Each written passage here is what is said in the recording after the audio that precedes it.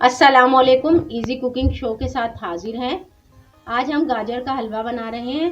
गाजर का हलवा बनाने के लिए हमें जिन चीज़ों की ज़रूरत है वो ये है। 1 किलो गाजर लिए जिसे हमने धो के छिलका उतार के कद्दूकश कर लिया है। तकरीबन 1 कप के करीब दूध लिया है।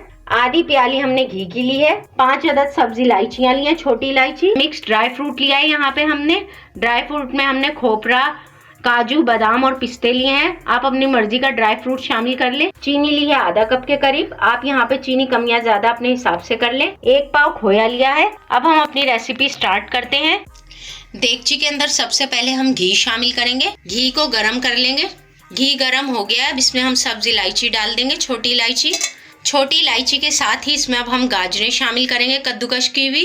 गाजरों को घी के अंदर अब 10 मिनट के लिए भूनेंगे। गाजर को 10 मिनट के लिए हमने भून लिया है। अब इसमें चीनी शामिल करेंगे। चीनी के साथ गाजर को इतना भूनेंगे कि चीनी और गाजर का पानी खुश्क हो जाए। गाजर और चीनी का पानी खुश्क हो गया है। अब इसमें हम 1 कप के करीब दूध शामिल करेंगे। दूध को और गाजर को हम तेज आग पे पकाएंगे तकरीबन 10 मिनट के लिए। दूध के साथ गाजर को 10 मिनट के लिए पका लिया है। अब इसमें हम खोया शामिल करेंगे। खोए के साथ ही ड्राई फ्रूट भी शामिल कर देंगे। अब हम इसे ढक के तकरीबन 10 मिनट के लिए हल्की आंच पे दम पे रख देंगे। गाजर के हलवे को दम पे रखे हुए 10 मिनट हो गए। अब हम चेक करते हैं। खोया गाजर के साथ अच्छे तरीके से मिक्स हो चुका है। गाजर का हलवा बनके तैयार है। अब हम इसे सर्विंग बाउल में निकालते हैं। गाजर के हलवे को हमने सर्विंग डिश में निकाल लिया है। उम्मीद है आपको हमारी रेसिपी ये भी पसंद आई होगी।